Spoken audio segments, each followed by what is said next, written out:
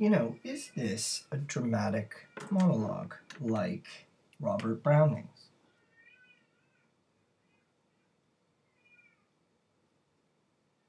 It does open with a stage direction. It is in italics. It is one person speaking throughout the whole thing. She seems to be speaking to the photograph, but actually she's speaking to us. That's something to think about in terms of its form. I would like to have known my husband's wife. There's the contradiction. I mean, does she mean her first wife? No. We know not because of the next. My wife's only daughter. Well, sounds like a riddle. Is this a riddle? Because I would have liked to have known me. But I'm talking about her as if she's someone else. A bright girl she was. Enmeshed in comforting fat. If you ever had a period in your life where you were really weird looking or even fat, these are pictures that you may have destroyed, deleted, disintegrated, burned, all sorts of things we do to these old photographs. But one thing only the strongest of you could do is look at an older picture of yourself and say, oh wow, look at how fat that guy was. But here, she's so separated from her former self, she's able to describe herself as that. But she's also noticing different things. Her delicate angles. What a wonderfully mysterious thing. Does she mean her face? Does she mean her limbs? I don't know. Her autocratic knee. How can a knee be autocratic? How can a knee be a disciplinarian?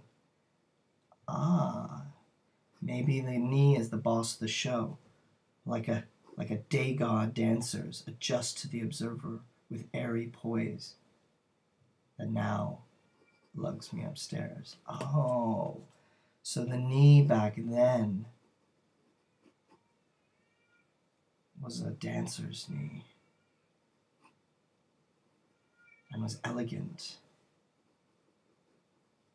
Now it lugs me, stumbles heavily with me, carries me, and maybe always the autocrat, one way and then the other. Hardly. Her face, broken by nothing sharper than smiles, holds in its smiles. Oh, that now lugs me upstairs hardly. Oh, is this enjambment? Does this continue? So, and now lugs me upstairs hardly. Yes, perhaps. I'm confused. I wonder, are we supposed to be? Are we supposed to be confused?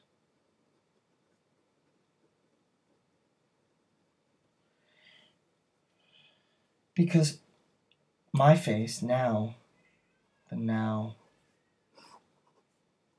is broken.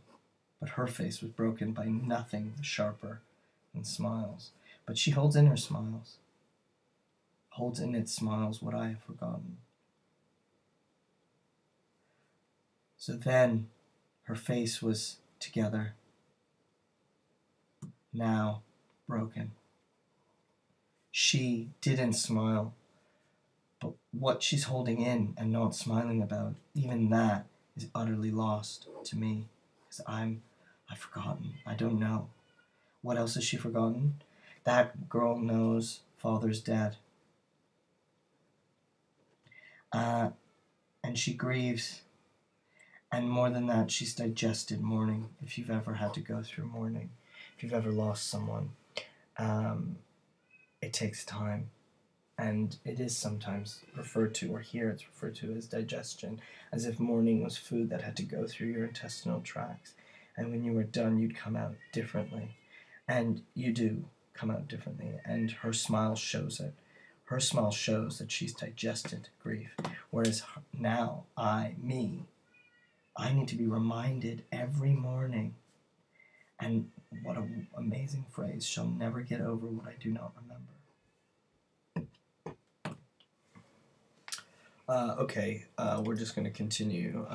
That's the thing about babies. They're very I wonder if the mic has picked up the baby crying all day, but all afternoon anyway. We're going from this stanza, I who need reminding every morning.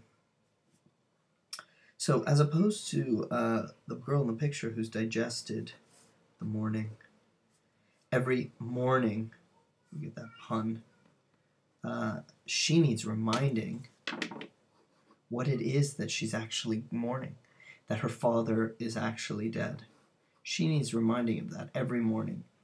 And she'll never get over what I do not remember. I think that's a really important phrase. Unlike digestion,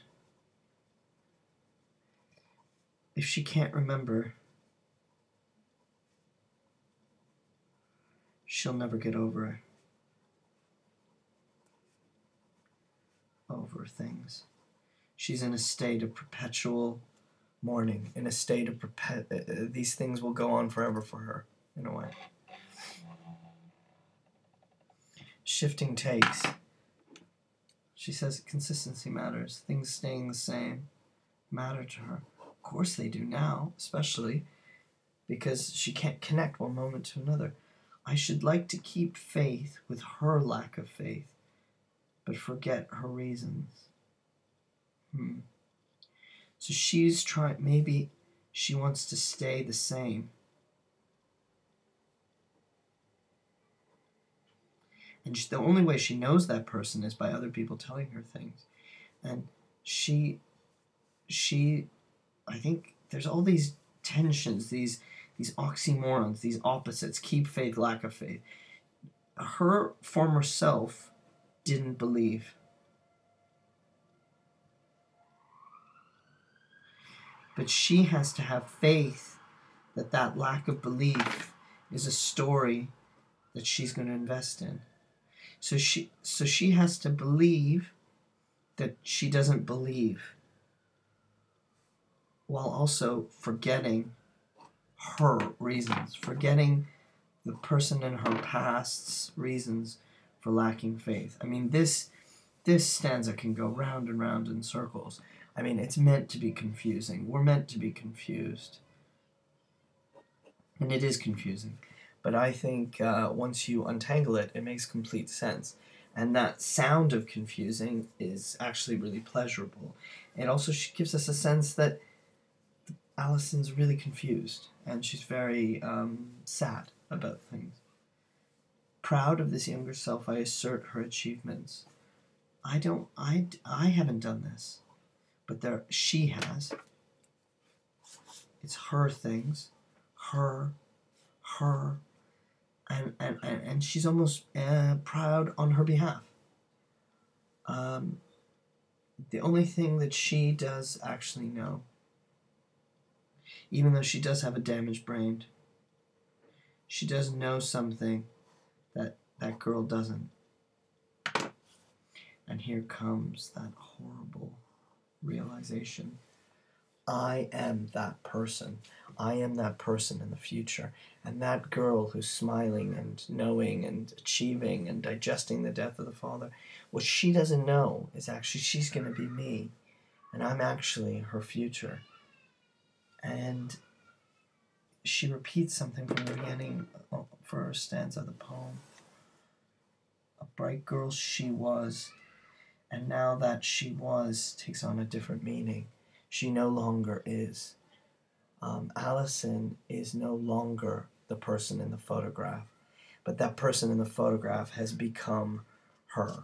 And this disconnect is, we can attribute it to the head injury, but actually it's more of a disconnect of identity between, if you've ever had an experience of looking at a photograph, especially a younger photograph of yourself, and not acknowledging that there's a continuity between you and them, that feeling of disorientation is what's going on in this poem. But it goes further than that, because the very particular character speaking has been brain damaged, and all the tensions of identity are playing. In some ways, I think it is a cop-out to say that she had a head injury, because I think what makes this poem appealing is not only that we experience what it might be like to have a head injury, but to actually acknowledge that maybe these tensions of identity are within all of us.